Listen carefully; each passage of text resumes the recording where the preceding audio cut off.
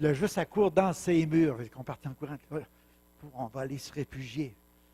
Essaye d'imaginer un gros lion ce matin. Mais là, on a le lion de tribu de Juda, mais on a un aussi qui cherche à dévorer tout ce qu'il peut trouver. Puis il vient pour t'attaquer, là, puis tu vois ses grosses dents qui sont sorties, sont de même, là, tu sais. Puis là, tu dis, garde, accours, puis viens te réfugier à l'ombre de ses ailes.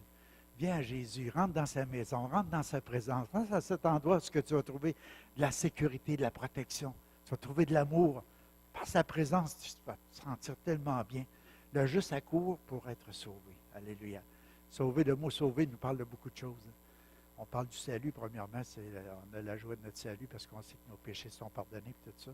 Puis en même temps, on a cette délivrance-là, cette guérison, cette restauration, tout ce qu'on a besoin. C'est à cet endroit-là qu'on trouve un refuge. Fait que Paul est à déterminer. On peut tourner à... Ça ressemble à ça, le refuge de Dieu, c'est bon.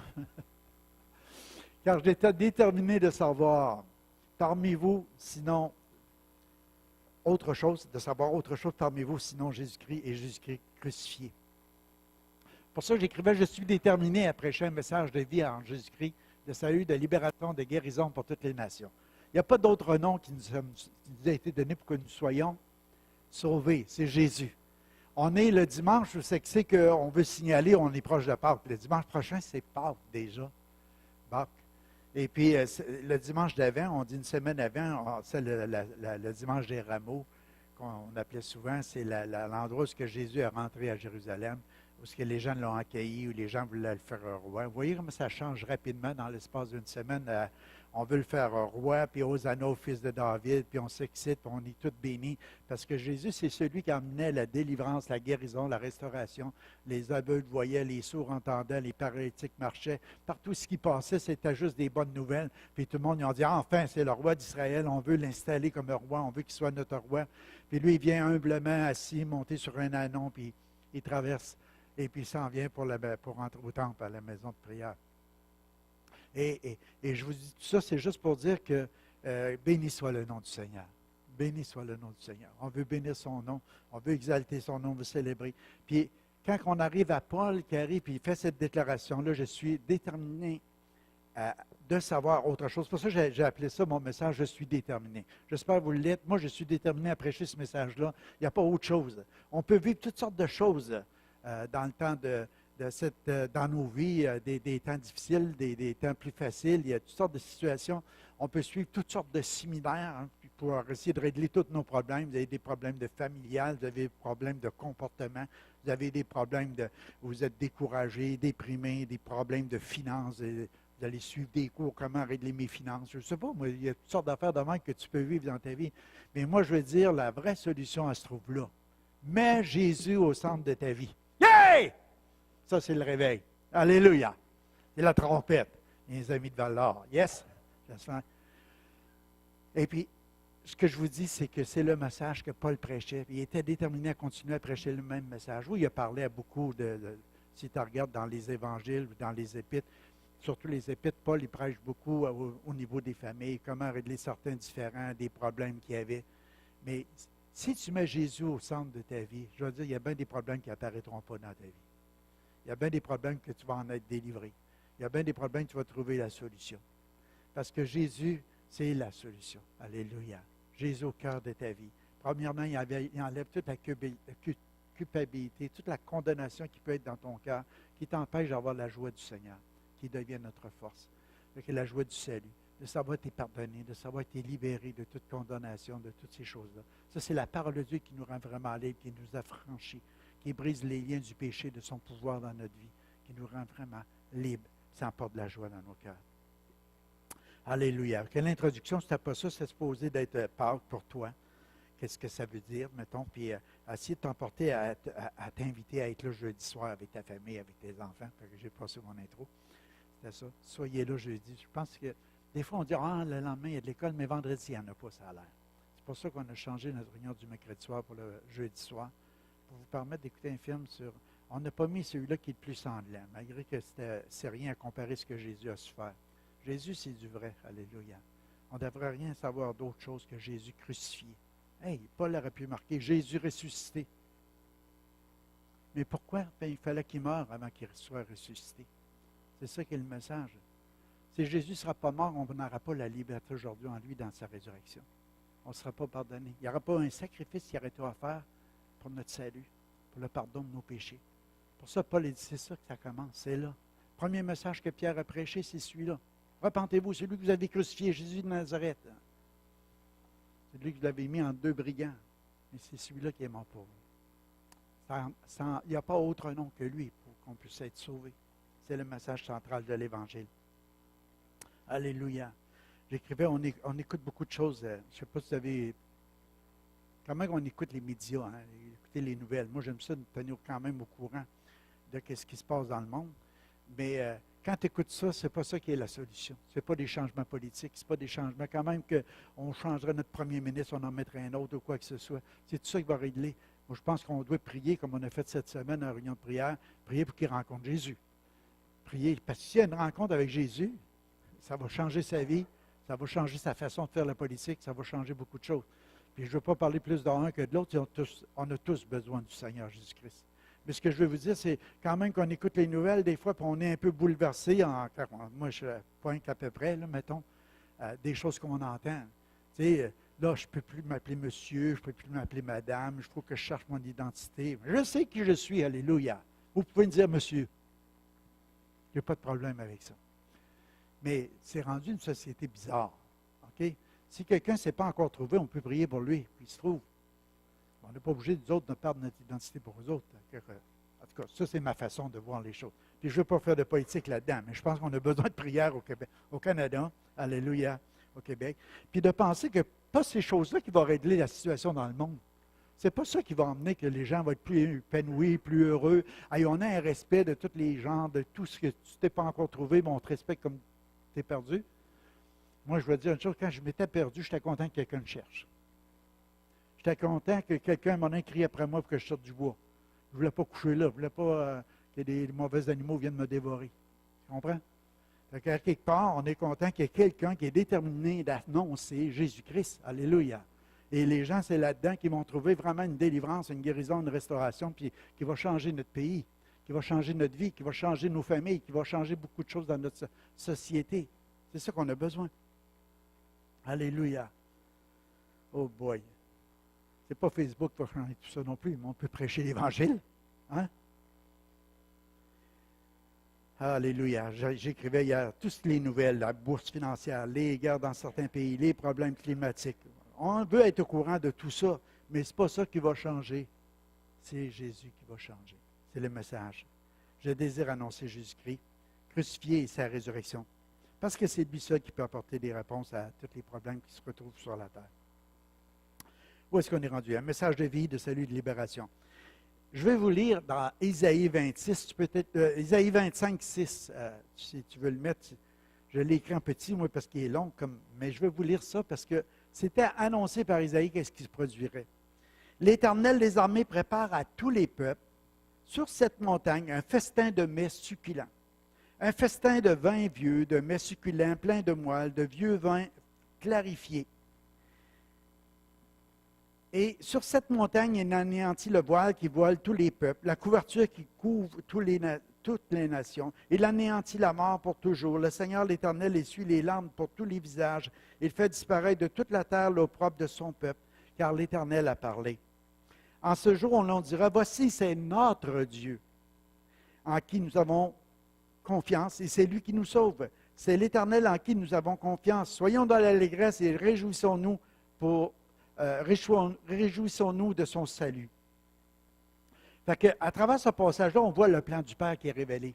On voit ce que le Père désire pour chacun de nous autres. Vous n'avez pas eu le verset, mais ce n'est pas grave, c'est que je l'ai lu. C'est qu'il y a un festin qui est là. Vous savez, souvent, le Seigneur nous parle que quand cette annonce-là est faite, que Jésus-Christ est crucifié, il y a toujours un festin qui se passe. Le Père il dit, écoute, même les anges se réjouissent dans le ciel pour un pécheur qui se répand. Quand on regarde le drame perdu, la femme a balayé toute la maison, elle trouve enfin son drame, elle invite ses amis qui sont voisins, venez-vous-en avec moi, on se réjouit, on fait un petit festin ensemble, parce que le drame, j'ai perdu, je l'ai trouvé. Le gars qui perd sa brebis, il s'en va, il la cherche tout partout, il la trouve enfin un mal pris, il apprend sur ses épaules, il s'en vient avec à la maison, il appelle les voisins. Nous, voisins, j'avais perdu ma brebis, enfin je l'ai retrouvée. Alléluia. On va festoyer, on va avoir du bon temps ensemble. Et dans cette parabole-là de Luc 15, Jésus finit en disant la parabole du fils prodigue. Il nous ramène tout à penser que le père, il y a deux fils. Il y a un fils qui part, il veut avoir son héritage. Il s'en va dans le débauche, il s'en va avec les prostituées, les gens de mauvaise vie. Il va tout dépenser, tout briser. Il est rendu à une place où il mange avec les pourceaux. Il est mal pris. Il rentre en lui-même et commence à réaliser qu'est-ce qui se passait à la maison de son père. Il se repent. Il dit, regarde, je vais revenir vers mon père. Je vais dire, j'ai péché contre le ciel, contre toi. Je suis plus digne d'être appelé ton fils, mais je peux être un serviteur dans ta maison. Ramène-moi, je veux faire quelque chose. Je veux être à la maison, parce que je sais, à la maison de mon père, il y a tout ce qu'il faut, je vais bien manger. Mais ça nous dit que le père sort à sa rencontre, il rouvre les bras, il le prend dans ses bras, il le serre contre lui, il sent encore le cochon, il ne s'est pas lavé, rien, il est encore sale, mais il le prend dans ses bras, il le serre, et il dit, hey, revêtez-le, lavez-le, mettez-lui l'anneau, mettez-lui les souliers, mettez-lui la tunique blanche, puis allez tuer le beau gras. On va avoir encore un festin. Alléluia. Il va avoir un festin. Il n'y aura plus de larmes, plus de deuil, plus rien de ces choses semblables. Le Seigneur a dit qu'il a vaincu la mort. Alléluia. On meurt encore physiquement, mais nous avons la vie éternelle. Parce qu'on a reçu Christ. Parce que la mort, c'est un gain, c'est plus une perte pour nous, les humains. Parce qu'on a une promotion. Yes! Alléluia. Alléluia. Éternel. Ça, c'est le niveau de la foi. C'est Dieu qui donne le don de la foi. Quand tu l'as reçu, tu as cru, tu l'as reçu, il y a quelque chose qui se produit en toi. C'est que maintenant, tu sais que présentement, c'est temporaire. À tous les jours, il y a des gens qui sont mis à mort pour leur foi dans le monde. Il y a de la persécution. Encore cette semaine, il y a des gens qui ont été tués, des chrétiens, parce qu'ils ont dit non, nous autres, on marche avec Jésus, parce qu'on croit dans ce message-là. On appartient au Seigneur. Vous pouvez m'enlever la vie avec mon corps, mais vous ne pouvez pas enlever ce qu'il y a en dedans. Alléluia. J'appartiens au Seigneur. Fait que c'était le message de Paul. Une joyeuse célébration parce que le Père anéantit la mort pour toujours. Vous voyez, quand Jésus est venu, il a été envoyé par le Père, puis pendant qu'il était là, sur cette montagne, on peut dire, à Jérusalem, il s'est passé tellement de choses. Les gens étaient dans la joie, c'est la journée du dimanche des rameaux qu'on appelle, comme aujourd'hui quand on veut le fêter. La semaine prochaine, on va signaler la résurrection de Pâques. Les gens étaient dans la joie, ils étaient tous excités parce que Jésus était venu manifester les miracles, les prodiges, les choses incroyables. Mais dans peu de temps, ces gens-là qui se réjouissaient, ils disaient crucifie-le. Ils ne savaient pas que même Pilate prophétisait d'une manière quand il disait il faut qu'un meure pour que toute la nation vive. Il fallait que Jésus meure. Ce n'était pas le plan du diable, ce n'était pas le plan des Romains, ce n'était pas le plan des Juifs, c'était le plan du Père. C'est Dieu le Père qui a donné son Fils unique afin que quiconque croit en lui ne périsse pas, mais qu'il ait la vie éternelle. C'est le Père qui voulait ramener tous les enfants à la maison. C'est le Père qui voulait organiser le festin. Alléluia! Il voulait que tous ses fils et ses filles reviennent à la maison. C'est pour ça que ce message-là, je suis déterminé à le prêcher. C'est le plus important. C'est le message central de tout ce qu'on peut retrouver dans la parole de Dieu. Le plus important, ce n'est pas celui-là, c'est lui. Pas grave, ça. Hein? C'est un rappel. Il est pour mettre du poids sur la prêche ce matin. Alléluia. Tournez avec moi. Mais Jésus revienne, on ne s'en entendra pas. Ça va commencer comme ça. Êtes-vous prêts? Alléluia. Surtout, ne t'entendez pas pour ton téléphone. Laisse-les. Alléluia. On va aller à la suivante.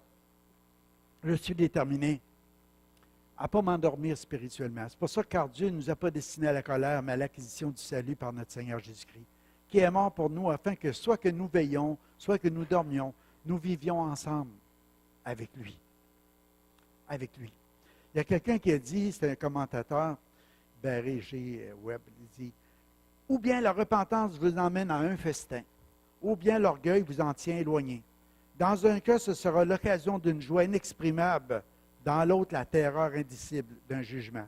Tel est le contraste entre les deux issues, les deux voies que l'Évangile place devant nous. Ce que Dieu est en train de nous dire, il ne nous a pas destinés à la colère. Il ne nous a pas destinés au jugement, il nous a destinés au festin.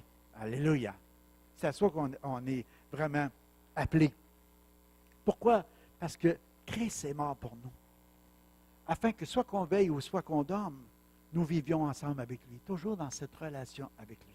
Ce matin, j'étais dans mon bureau, j'étais en train de prier. Je ne sais pas si ça va rester comme ça, mais j'étais en train de prier pour la prédication ce matin. C'est grâce à Marie. Tout à coup, il vient dans mon cœur la relation d'amour. Les gens ont besoin d'une relation d'amour avec Jésus. Qu'est-ce qui s'est passé? Les deux disciples, je ne vais pas le prêcher tout de suite, mais en tout cas, c'est là que ça sort là. Les deux disciples d'Emmaüs marchaient sur le chemin, tout tristes, tout abattus, parce que Jésus venait d'être crucifié. Ils ont dit, pourtant, on avait cru que c'était lui qui viendrait nous libérer. Jésus commence à faire route avec eux autres. Il y a une relation d'amour. Oh là là, ça va être un matin, je vais l'emmener. Une relation d'amour s'est créée entre Jésus et les deux disciples d'Emmaüs. Ils ne l'ont pas reconnu tout de suite. Ils ont dit, notre cœur, il a commencé à bouillir à l'intérieur. Il a commencé à avoir de la chaleur. Pendant qu'il nous parlait, on sentait que quelque chose se passait. L'espoir est revenu. La vie est revenue. C'est ça que Jésus emmène. C'est pour ça, ce message-là, on est déterminé à le prêcher. Parce qu'à la minute que tu traverses des situations dans ta vie, tu commences à faire route à Jésus, cette relation-là d'amour avec lui, c'est l'espoir qui vient. C'est la vie qui vient. Il y a des choses qui se passent dans ta vie. Fait que ce matin, je suis déterminé à ne pas dormir spirituellement, mais à entretenir cette relation-là avec le Seigneur. Soit que je veille ou que je dorme, c'est que cette relation-là est toujours établie avec lui.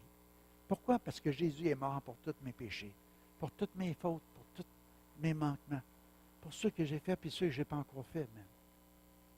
Et le Seigneur, il nous dit que quand on a péché, il est fidèle et juste pour nous pardonner, il faut juste s'en repentir, se confesser. Seigneur, pardonne-moi, purifie-moi, sanctifie-moi, Seigneur, parce que je veux toujours être avec toi. Je veux avoir cette relation-là avec toi, une communion avec toi, toujours avec toi. On a parlé en 2018, au début de l'année, d'être une Église authentique dans l'amour, dans l'espoir et la liberté. C'est le message clé que le Seigneur veut qu'on retienne dans nos cœurs. De réaliser l'amour que Dieu nous aime, puis que cet amour-là est déversé dans nos cœurs, ça fait naître cet espoir, ça nous emmène dans une vie de liberté, dans sa vérité, qui nous emmène juste à marcher comme pour plaire à Dieu, puis de continuer comme ça d'être en lui jusqu'au retour du Seigneur. Jusqu'à son retour du Seigneur. Restez vigilants. Restez vigilants. Parce que c'est facile de s'endormir.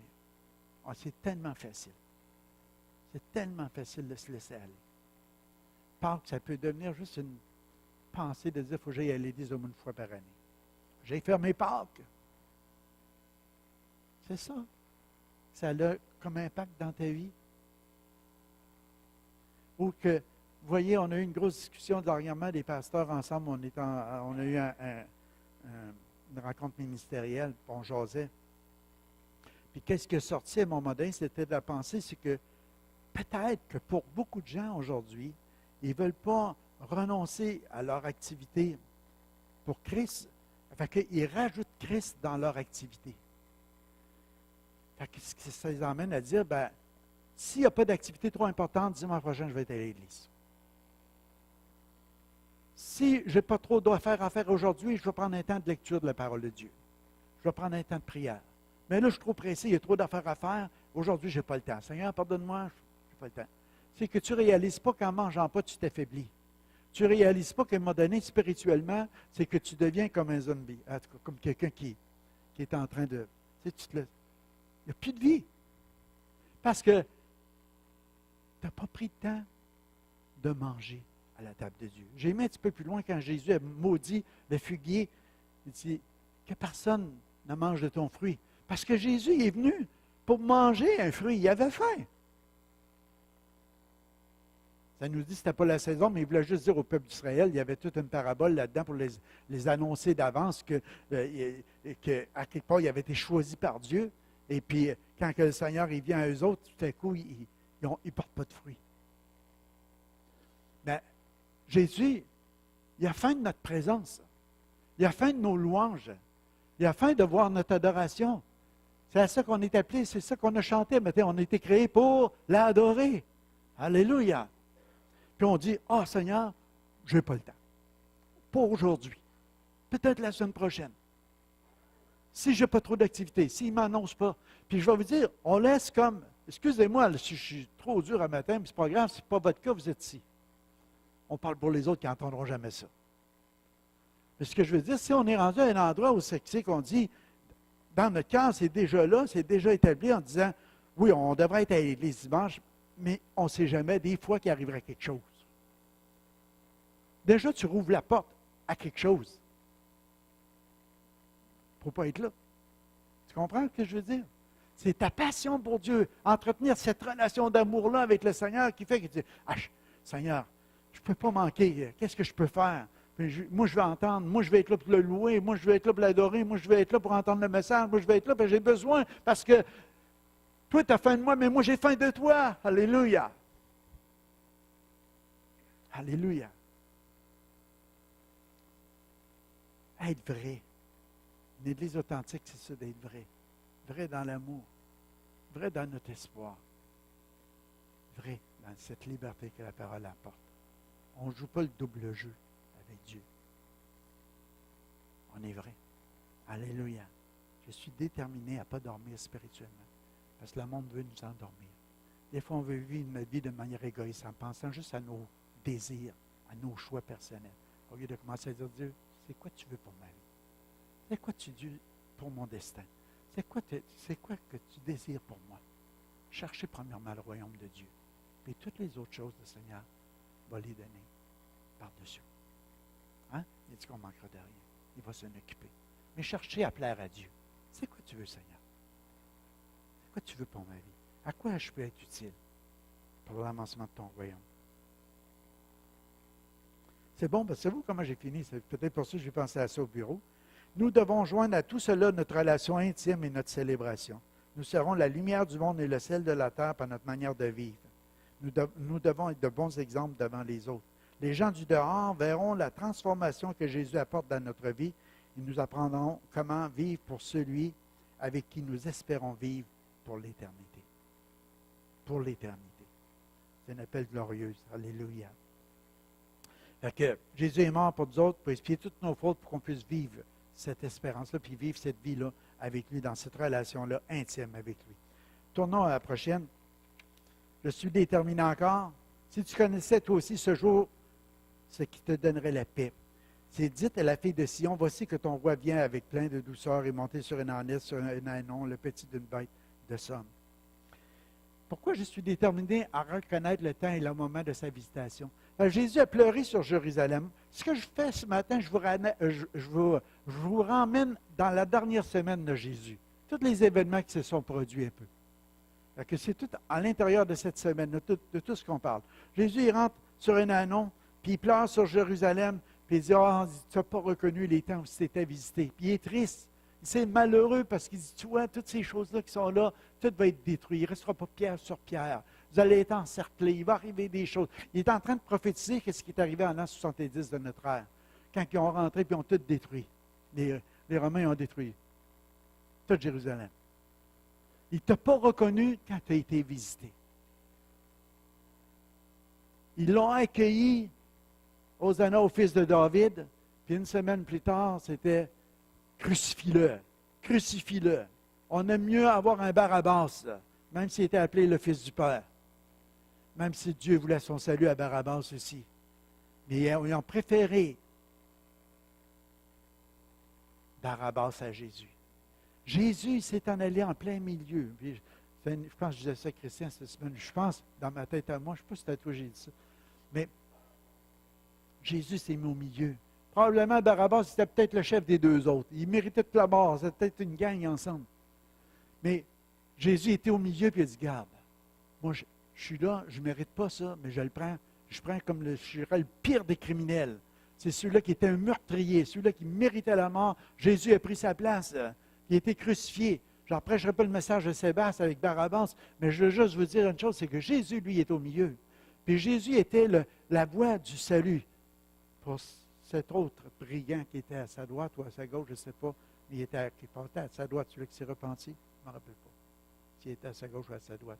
Mais chose à quelque part, il était à quelque part entre les deux. Mais Jésus était là, puis il a dit à l'autre, le brigand, il dit à l'autre brigand, il dit, tu sais, nous autres, on mérite le châtiment qu'on va avoir. Mais lui, il n'a rien fait de mal. Lui-même l'avouait, il dit, regarde, il a fait du bien. Il a toujours été là. Puis la façon qu'il était sur la croix, la façon qu'il souffrait, la façon qu'il a pris toutes ces souffrances-là, qu'il les a vécues. Puis jusqu'à la dernière minute, quand il a dit que tout est accompli, tu sais, il a tout fait comme une brebis muette devant ceux qui l'attendent. Mais lui, il a dit ça. Puis Jésus l'a regardé et dit, dès aujourd'hui, tu vas être avec moi au paradis. Juste parce que tu reconnais que moi, je ne méritais pas ce châtiment-là, mais je l'ai à la place de quelqu'un d'autre. Je l'ai fait à ta place. Alléluia. Alléluia. Le message du crucifié. Oh boy. Que nous, on a besoin de l'entendre aujourd'hui. C'est lui qui donne la vie. Amen. Alléluia. 6 jours avant Pâques, vous vous rappelez le souper dans la maison de Simon, à Béthanie. Ça nous dit que Lazare, Marie, Marthe étaient là. Marie a pleuré sur les pieds de Jésus. Il a mis du parfum. Judas qui dit, hey, on aurait pu vendre ce parfum-là et donner ça aux pauvres. Il tenait les cordons de la bourse. Il avait une raison. Ce n'était pas qu'il se mettait en peine des pauvres, nous dit la Bible, mais c'est juste qu'il était en amour avec l'argent. C'est à partir de ce moment-là qu'il a eu dans son cœur de vendre Jésus. Et on va faire de l'argent avec lui. Dès qu'il dépense le parfum, mais moi, je vais faire de l'argent avec. Il l'a regretté après. Il a bien vu que c'était pas la chose à faire. Mais Jésus, il lui dit, vous reconnaissez-vous la visitation du Seigneur? Marie, elle savait que Jésus était la résurrection puis la vie. Elle savait qu'il avait ressuscité Lazare. Elle savait toutes les choses qui s'étaient produites. Elle savait qu'elle pouvait mettre son espoir puis sa vie en lui. Elle savait qu'elle pouvait déverser sur lui tout ce qu'elle avait le plus cher au monde, sa bouteille de parfum qu'elle gardait pour l'homme quand il se mariait, que ça servait pour le restant de leur vie dans l'histoire, dans la pensée qui est élaborée. Mais pour elle, Jésus, c'était sa vie. Jésus disait, elle a fait une bonne action, on en parle encore aujourd'hui, vous voyez, je vous en parle. Jésus avait bien prophétisé. Parce qu'il disait, elle a fait pour embaumer mon corps.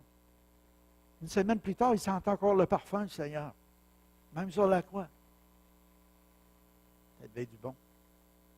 Elle a fait le meilleur. Elle était extravagante dans son amour. Est-ce qu'on est capable de tout déverser sur Jésus? Toute notre vie. Tous nos dons, tous nos talents, toutes nos capacités, tous nos avoirs, toutes nos possessions. C'est tout pour toi, Seigneur. On déverse ça sur toi, Seigneur. Alléluia. Sur terre. Seigneur, il va apprécier. Il va dire, regarde, ce n'est pas une perte. C'est bon ce que tu fais là. Alléluia. Alléluia. Est-ce qu'on est capable ce matin de reconnaître le temps et le moment de la visitation de Dieu? Ce matin, tu es à l'église, tu entends ce message-là. C'est Dieu qui veut te visiter. C'est Dieu qui visite. Est-ce que tu reconnais ce moment-là qui est glorieux? Tu dis, Seigneur, je le chéris, puis je veux le garder, Seigneur, puis je veux te donner tout ce qu'il y a de plus précieux dans ma vie. Je veux que ça soit ton service. Alléluia. Je ne veux plus vivre pour moi, mais je veux vivre pour toi. Moi, je vais vous dire, quand j'ai fait ça, j'avais 28 ans. Quand j'ai entendu ce message-là, de cette façon-là, où j'ai réalisé Jésus crucifié. J'étais petit gars, puis je pleurais toutes les fois qu'il arrivait le temps de Pâques, puis je ne comprenais pas. Je ne comprenais pas pourquoi que Jésus, il n'y a personne qui s'élevait pour aller sortir de là.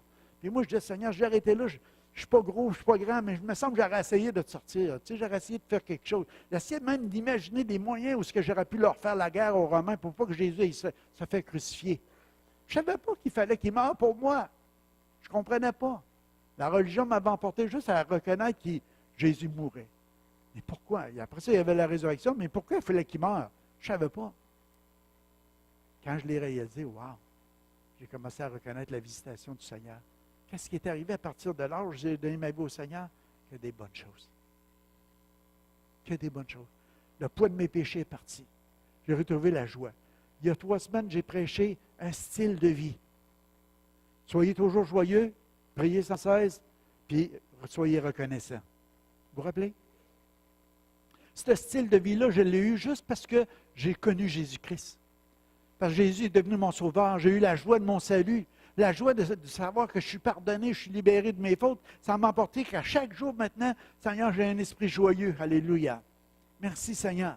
Que même si je vis des temps difficiles, des tribulations, ça ne changera pas. J'ai la joie du salut. Je sais que je m'en vais. Alléluia. Je connais la route. Je connais la porte. Je connais Jésus. Je vis une relation avec lui. Priez sans cesse. J'ai cette relation-là, puis c'est vivant, puis c'est merveilleux. Ce n'est pas juste comme dire, il faut que j'aille faire une prière dans le coin. C'est quelque chose d'entretien à chaque jour. Parler à Dieu, puis Dieu me parle, puis sa parole, puis quelle communion, c'est merveilleux. Que merci Seigneur pour toutes choses. Même des choses, des fois, je ne comprends pas. Merci Seigneur. S'il permet dans ma vie, il va sortir des choses bonnes là-dedans. Parce que Dieu a le pouvoir de changer même des choses qui semblent négatives en des bénédictions. Il va le faire parce qu'il m'aime. Alléluia. Parce que je suis son fils. Qu'est-ce qui arrive, c'est que j'ai appris à me confier en lui. Ça, c'est le message que suivait après. Confions-nous en Dieu. Puis après ça, je vous ai emporté le message en disant, oh, on se confie en Dieu, mais on sait-tu en qui qu'on se confie? J'ai parlé de la grandeur de Dieu, de la puissance de Dieu, de la souveraineté de Dieu. Vous vous rappelez la semaine passée? Qui est Dieu? En qui tu te confies? Mais ce Dieu-là, il a envoyé son Fils, alléluia, pour que tu puisses vivre toutes ces étapes-là dans ta vie. Des étapes heureuses. Alléluia. Dieu prépare un festin succulent sur cette montagne sainte. Alléluia. Constamment, après que tu acceptes Christ comme Sauveur et Seigneur, tu vis ce festin-là aussi avec lui. Mais un jour, ça va être glorieux, éternel. Alléluia. Plus de larmes, plus de deuil, plus rien des choses semblables, plus de mort. Alléluia. Où est-ce qu'on est rendu de ça? Jésus, pour lui faire comprendre à Simon, parce que Simon l'avait invité dans sa maison, puis Simon, lui aussi, ça l'offense. Le Seigneur a dit, tu sais, il y a deux, mettons, il y a quelqu'un qui a beaucoup d'argent, puis il prête de l'argent. Il y a deux personnes qui viennent pour lui emprunter de l'argent. Un, il prête 50, l'autre, il prête 500 deniers. Puis là, tout à coup, ni un ni l'autre de quoi à leur remettre. Ils n'ont rien à leur remettre, ils ne peuvent pas payer leur dette. Fait que le Seigneur, il remet la dette aux deux. Plein de grâce. Le créancier dit, garde, vous ne devez plus rien. C'est correct. Il dit, lequel va l'aimer le plus? Ben, il dit, écoute, c'est celui-là qui a remis le plus. Il t'a bien parlé. Mais quand on regarde le contexte, les deux, tu n'es pas capable de payer.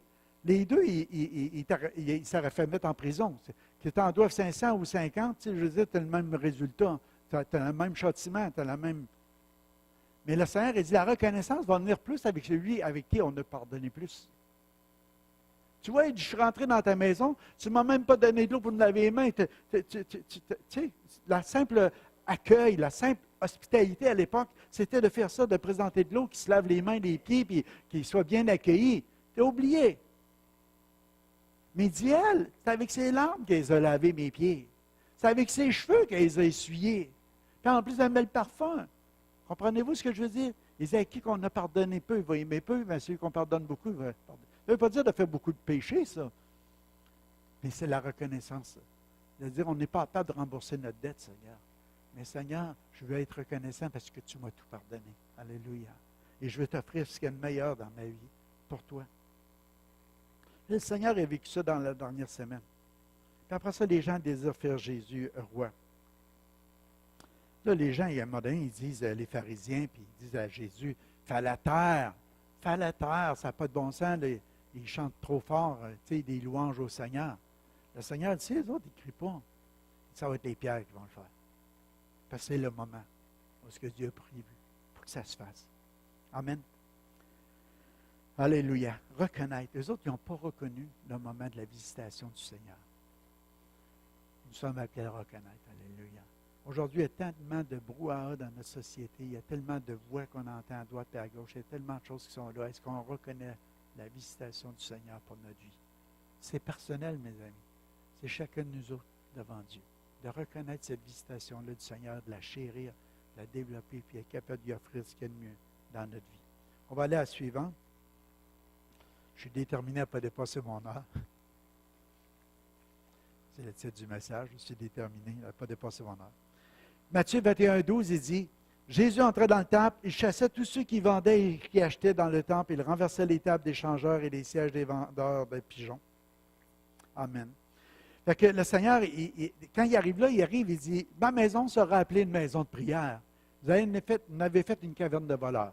Les autres, ils voulaient offrir des sacrifices à Dieu, comme dans l'Ancienne Alliance. Ils vendaient des moutons, des pigeons, puis que là, ils barguinaient, puis ils disaient, ça, c'est pas assez cher, c'est trop cher. Lui, il disait, moi, vendre moins cher, l'autre plus cher. Jésus rentre là-dedans, il dit, vous avez fait une maison de commerce avec la maison de prière. C'est un endroit pour venir rencontrer Dieu, pour venir sacrifier des choses à Dieu, puis vous êtes rendu à monnayer tout ça.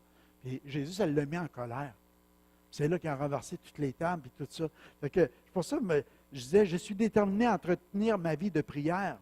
C'est que dans mon cœur, Jésus, cette relation-là avec le Seigneur, c'est plus important que tout le reste. Je veux marcher dans le plan du Père. Je ne suis pas là en train de monnayer les choses pour ma vie personnelle, pour mes gains personnels, pour mes choses qui sont là, mais de chercher la volonté du Seigneur. Alléluia. Ça nous dit que dans le temple, il se passait des miracles. Quand vous allez voir dans Matthieu 21, 14, des aveugles, des boiteux s'approchent de lui dans le temple, il les guérit. Tu sais, il se passe plein de miracles. C'est une maison spéciale où Dieu va emmener de la guérison puis de la restauration, puis il va emmener de la délivrance, il veut bénir les gens. Ça nous dit, mais les principaux sacrificateurs et les scribes furent indignés à la vue des merveilles qu'il avait faites et des enfants qui criaient dans le temple, Hosanna au fils de David. Les gens sont heureux, il y a une réponse à leurs besoins. Et puis les pharisiens qui sont là, les autres comme les gens qui doivent s'occuper des choses dans le temple, ils s'indignent. Parce que pour eux autres, ils n'ont pas reconnu le temps de la visitation du Seigneur. Alléluia. C'est comme, essaye d'imaginer que dans notre Église, là, puis je prie que ça arrive, OK? Qu'il y ait des temps glorieux comme on a déjà vécu, où est-ce que l'Esprit du Seigneur descend, et où est-ce qu'on est rempli de l'onction de Dieu, où est-ce qu'on est débordant d'admiration devant Dieu, devant les choses qui se fait, puis qu'il y ait des guérisons, des restaurations, des aveugles. Puis là, ça amène tellement de train, puis ça grouille tellement que les enfants sautent ces murs. En tout cas, grimpe ces murs, c'est mieux. Qu'à un moment donné, là, on est mieux, on va à notre petite église bien tranquille, morte, il ne se passe pas grand-chose. Au moins, les chaises ne se déplacent pas, puis toutes les choses restent en règle. On ne ramasse pas de bébé à terre. On va apprendre pareil à un moment donné aux gens à se ramasser et à faire les choses, c'est correct. Mais ce que je veux dire, c'est que quand il arrive des mouvements de réveil, quand il arrive des situations où Dieu commence à agir, il y a de la joie. Quand Pierre il a monté au temple, et à un moment donné, il y a le boiteux qui est là, ça fait des années qu'il est là, mendier, là, tu sais. Il est boiteux, c'est ça. Je danse et je saute et je loue mon Dieu. Vous vous rappelez? Il commence à s'énerver. Il commence à sauter. Ça fait des années qu'il n'a pas sauté. Laissez-les sauter un peu. Il se réjouit. Mais ça dérange l'esprit religieux. L'esprit religieux, il ne faut pas que tu déplaces trop les bornes. Il faut que ça reste. Une église, c'est une église. Moi, je me rappelle, j'allais à l'église. C'est un endroit qu'on ne doit pas manger de gomme. Qu'on ne doit pas parler. Qu'on doit garder ça bien silence. Un silence de mort. Puis je ne veux pas viser une religion parce que d'autres, c'était la coutume, c'était comme ça. Fait. Puis dans nos églises évangéliques, il ne faut pas devenir des cimetières non plus. Il faut faire attention. Il y a de la vie, il y a de la résurrection. Il faut qu'il se passe quelque chose, il y a de la louange. Moi, je prie le Seigneur que quand on rentre dans la louange le matin, wouhou! Qu'on attend les enfants sauter, dire « Oh, ça va au fils de David! Alléluia! » Il y a le miracle, il y a des choses qui se produisent. On va sortir d'ici en voulant crier dans les rues d'Amos. On n'a pas caché. Dieu fait des choses, des merveilles. Alléluia! Des merveilles. Je suis déterminé. Entretenir cette vie de prière, que la maison de Dieu est un endroit de célébration, de louange, d'adoration, où ce que Dieu parle, où ce que Dieu agit, où ce que Dieu fait des miracles. Puis après ça, qu'on va aller le proclamer bien fort dans toutes les rues d'Amos région. Puis où ce que Dieu va nous conduire à travers les nations. Amen. Alléluia. Le Seigneur, il nous parle à travers ça. Je ne voulais pas tout vous sauter tout ça, mais il parle à un moment donné qu'un homme a 2 fils. Il s'adresse au premier, il dit à mon enfant, travaille aujourd'hui dans ma vigne. Il répond, non, je ne veux pas. Ensuite, il se repent, puis il y va. Il s'adresse alors au second, lui donnant le même ordre. Celui-ci répond, je le veux bien. Mais il n'y alla pas. Là, il dit, lequel des 2 fait la volonté du Père? Il répondit, le premier. Et Jésus leur dit, en vérité, je vous le dis, les péagers, les prostituées vous avanceront dans le royaume de Dieu. Car Jean est venu à vous dans la voie de la justice, et vous ne l'avez pas cru en lui. Mais les péagers et les prostituées ont cru en lui, et vous, qui avez vu cela, vous ne vous êtes pas par ensuite repentis pour croire en lui.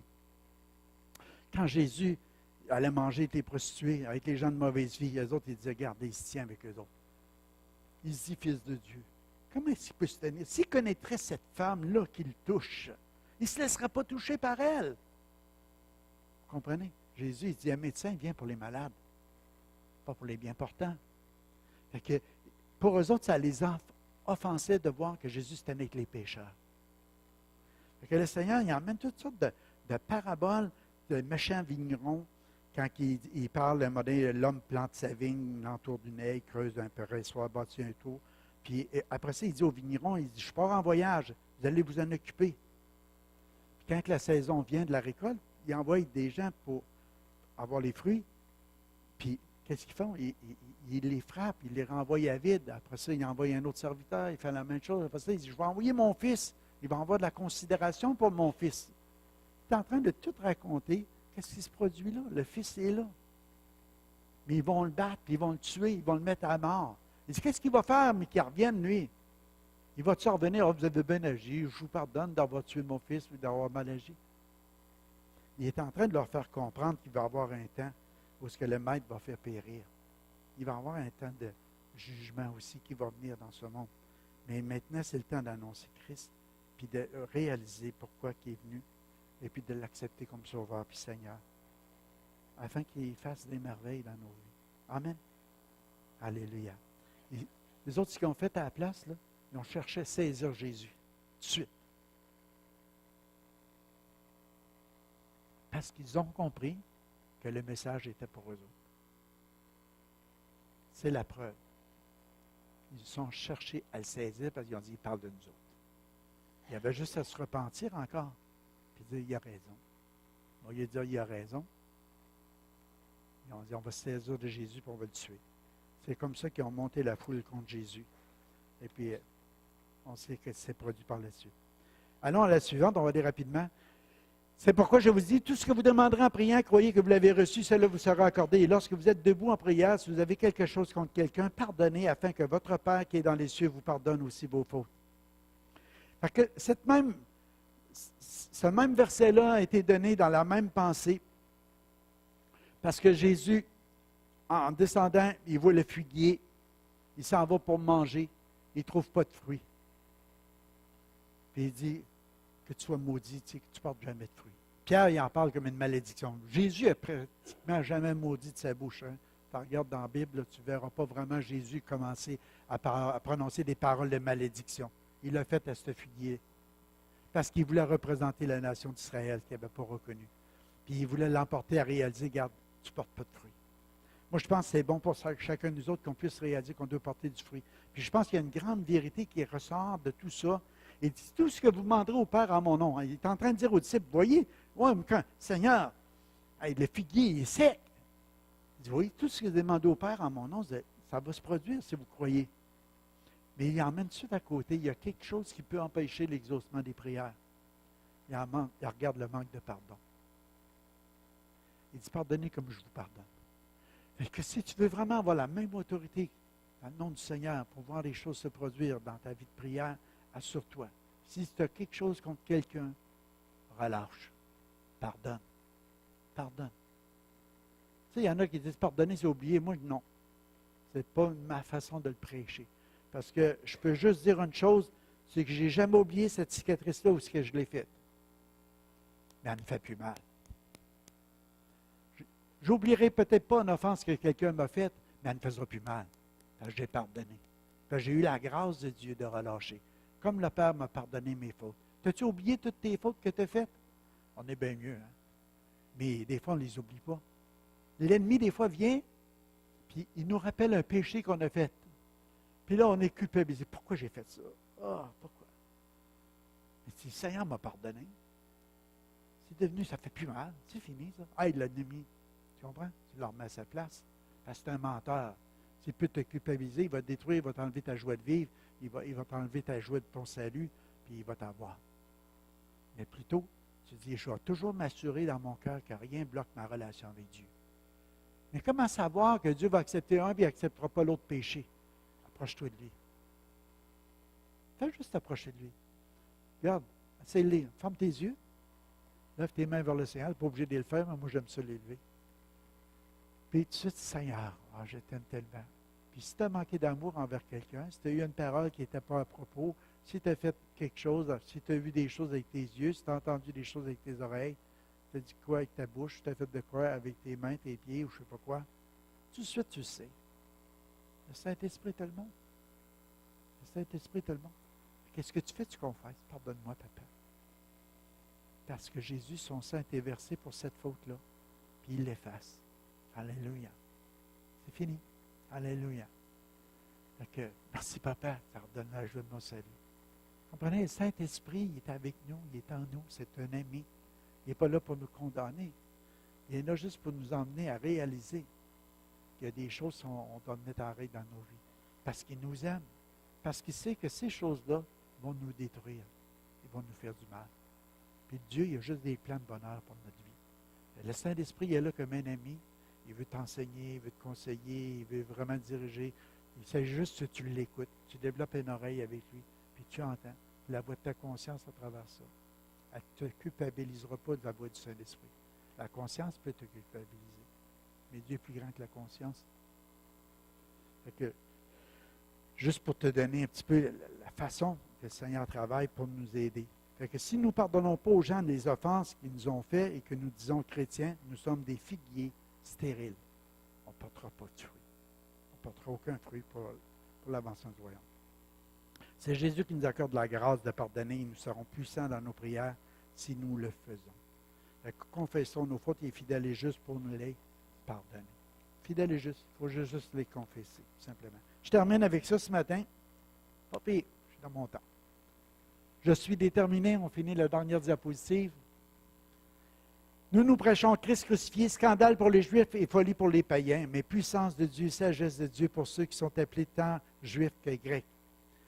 Ce message-là de Christ crucifié, ça nous dit puissance de Dieu et sagesse de Dieu pour nous. Pour les gens du monde, c'est de la folie. Scandale, folie pour les païens qui ne connaissent pas Jésus. L'avez-vous déjà entendu? Moi, je l'ai entendu, même par des gens qui m'aimaient, des gens proches, des gens de ma propre famille. On a une voix à un moment donné. Tu verras, t'en prends, t'en laisses. Non. Perds pas ta vie à te donner ça de même. Si tu n'es pas prêt à perdre ta vie, tu ne la retrouveras pas. Si tu ne prends pas ta croix pour suivre le Seigneur, si tu ne renonces pas à toi-même, tu n'es pas un disciple. Comprenez ce que je veux dire? Mais la personne est en train de juste me dire, regarde, vis ta vie, profite-en, puis en même temps, prépare-toi si jamais c'est vrai, l'éternité. Tu sais, fait que, vas-y un petit peu là-dedans. Va à l'église de temps en temps. Vas-y un petit peu. Fait que vis pour toi-même, mais sois sûr que si jamais l'éternité s'existe, tu puisses y aller pareil. Parce que ça marche de même avec Dieu. Ça ne marche pas comme ça. Vis pleinement pour lui. Alléluia. Parce que si tu n'es pas prêt à perdre ta vie, tu ne peux pas la retrouver. Tu peux-tu imaginer un petit grain de blé? Et là, le gars, le cultivateur, il dit, je le mets dans la terre. Non, je ne le mets pas. Je le mets, je ne le mets pas. Je le mets, je ne le mets pas. Pensez qu'il va porter une récolte pour Dieu? Pensez qu'il va y avoir du 60, du 100 grains dedans?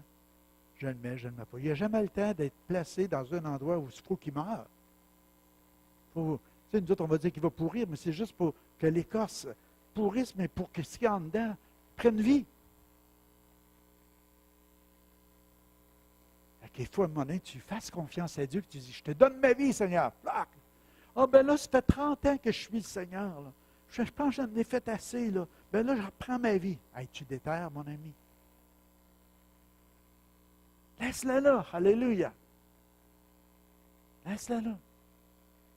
Puis je peux te dire, avec toutes ces années-là, c'est la meilleure place. Alléluia. Pour connaître la vraie joie et le vrai bonheur. Et quand les temps vont être accomplis, on est juste des gagnants avec Dieu. Alléluia. Alléluia. Je termine avec ça. Acte 2, 21. Alors, quiconque invoquera le nom du Seigneur sera sauvé. Homme israélite, écoutez ces paroles. Jésus de Nazareth, cet homme à qui a été rendu témoignage devant vous par les miracles, les prodiges et les signes qu'il a opérés au milieu de vous. Comme vous le savez vous-même, cet homme livré selon le dessein arrêté, selon la prescience de Dieu. Vous l'avez crucifié, vous l'avez fait mourir par la main des impies. Dieu l'a ressuscité en le délivrant des liens de la mort parce qu'il n'était pas possible qu'il fût retenu par elle.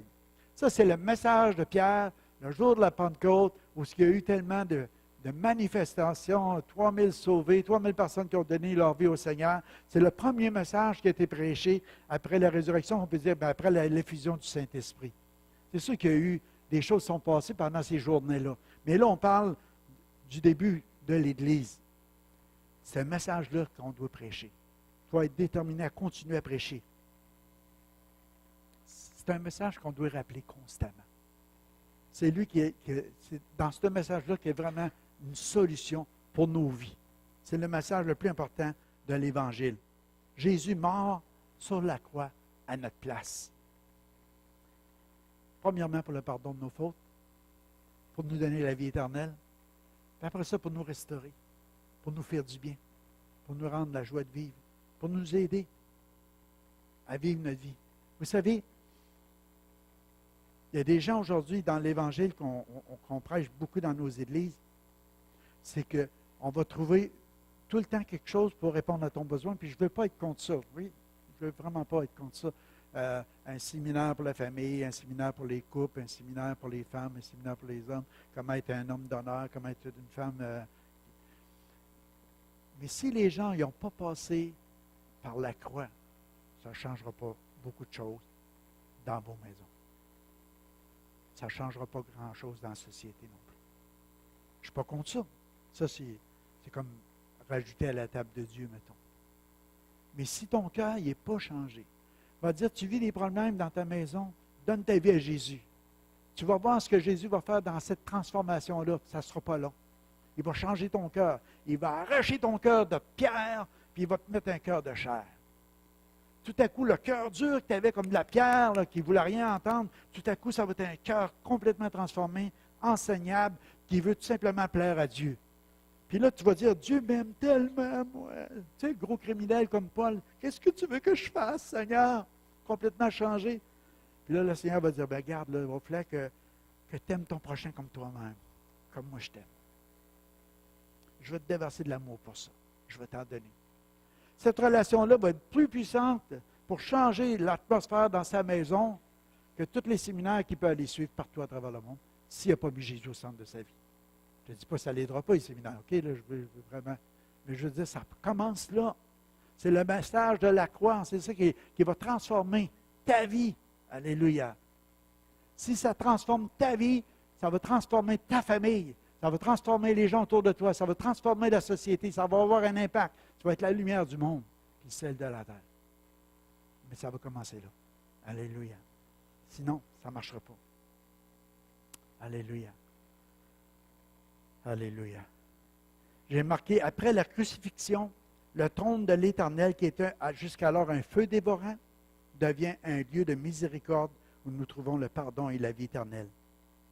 Ça, autrement dit, ça a signifié la fin de la domination du diable. C'est bon? La fin de la domination du diable. Parce qu'il a été vaincu à la croix. Parce que pour lui, enfin, on a crucifié Jésus, on n'en parlera plus, fini les miracles sur la terre, fini ce message-là, on a tué le Fils de Dieu, on en est libéré. Mais c'était le plan du Père. Puis, vous savez ce qui va se passer la semaine prochaine, qu'on signale? La résurrection. Alléluia. Jésus savait qu'au moment où il a dit « Tout est accompli, Père », que la domination de Satan sur l'humanité est terminée. Pour tous ceux qui acceptent Christ comme Sauveur et Seigneur, ils ne sont plus sous son pouvoir. Le pouvoir même du péché et puis le pouvoir sur lui. C'est ton choix de le faire ou pas le faire. La résurrection de Christ va rendre la vie à ton corps mortel. Va t'emmener à la ressemblance de Jésus. Le Saint-Esprit va te transformer de gloire en gloire à l'image de Christ. Wouh! Alléluia. Les gens vont voir Jésus sur la terre à travers son Église, à travers chacun de nous. C'est ça qui va être la différence. Ça va être toute la différence. Ça commence là. Le message du crucifié. Quand on l'accepte, après ça, on vit une résurrection. Après ça, on vit une transformation. Alors ça, les gens voient que l'Église est différente. Là, on a le goût d'aller à l'Église. Pas parce que les gens du monde, ils vont pas.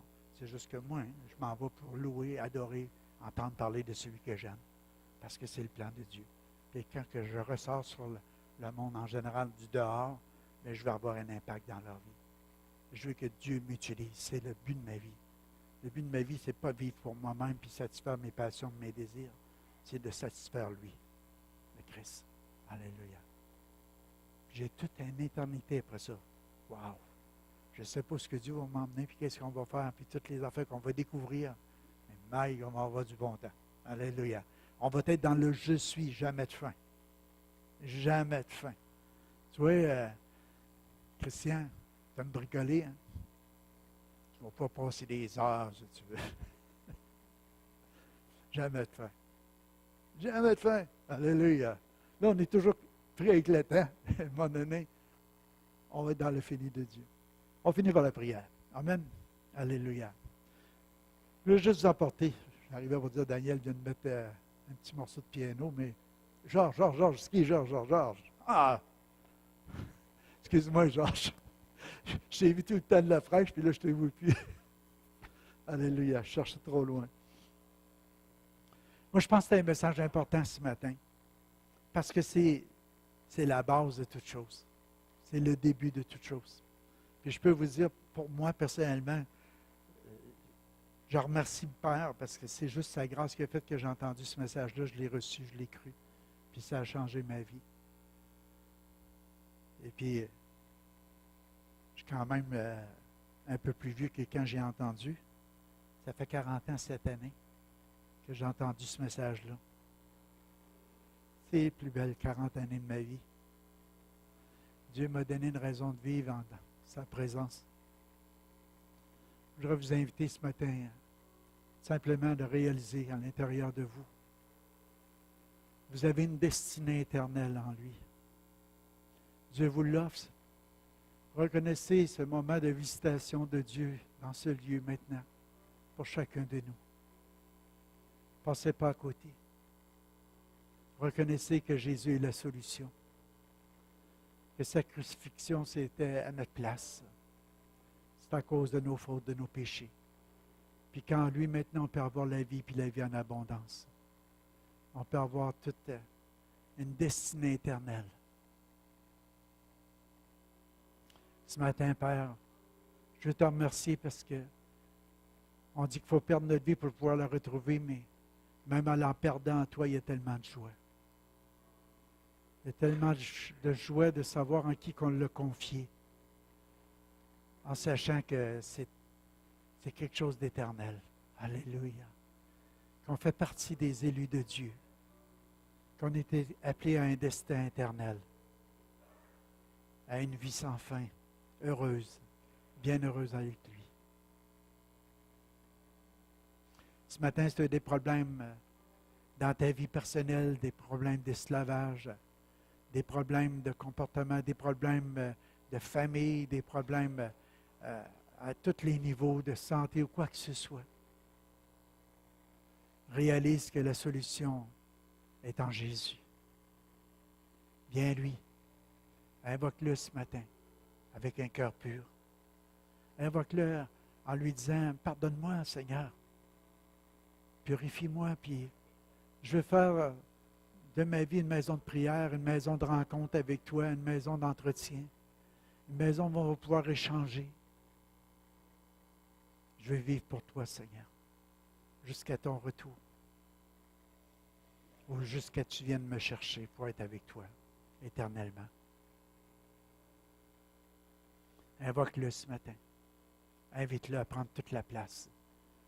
Sois prêt à renoncer à ta propre vie. Si tu es prêt à renoncer, tu vas la retrouver en lui.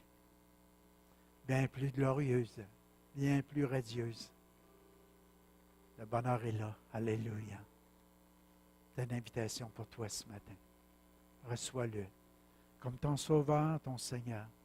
S'il y a des gens sur Internet qui nous écoutent ce matin, fais juste l'appeler ce matin. Fais juste lui dire. Son oreille est penchée vers toi. Il entend ta moindre requête, tes moindres soupirs. Dis, Seigneur, viens, change-moi, transforme-moi. Fais ton œuvre dans ma vie, je te donne tout. Je suis prêt à tout déverser sur toi, Seigneur, toute ma vie. Alléluia. Alléluia. Alléluia. Pour tous ceux qui ont fait cette prière, Père, ce matin, je te prie. Je te prie de descendre en eux, Seigneur. Je te prie, Seigneur, de manifester ta présence, ta puissance, ta gloire, Seigneur. Qui partent d'ici différents qui sont venus, Seigneur, qui puissent réaliser combien que tu es un Dieu vivant, un Dieu ressuscité. Alléluia. Tu n'as pas besoin d'attendre une semaine pour ça, Seigneur, que c'est déjà fait, c'est déjà là, Seigneur. Qu'ils puissent te rencontrer, Seigneur, qu'ils puissent savoir eux aussi, Seigneur, que dans ta présence, nos cœurs changent, nos cœurs se réchauffent, nos cœurs sont remplis de vie, d'espoir, d'espérance, Seigneur. Et fais cette œuvre à travers tous les gens qui entendent ce message ce matin, au nom de Jésus. Amen. Alléluia. Oh, quel ami fidèle et tendre nous avons en Jésus-Christ. Toujours prêt à nous entendre et à répondre à notre écrit. S'il y en a qui voudraient tout simplement venir et dire, Pasteur, j'aimerais que tu pries pour moi ce matin. J'ai des addictions, j'ai des choses que j'ai de la difficulté, j'ai des esclavages dans ma vie. J'aimerais que tu pries avec moi pour que je prenne une victoire là-dessus. Bien, regarde, tu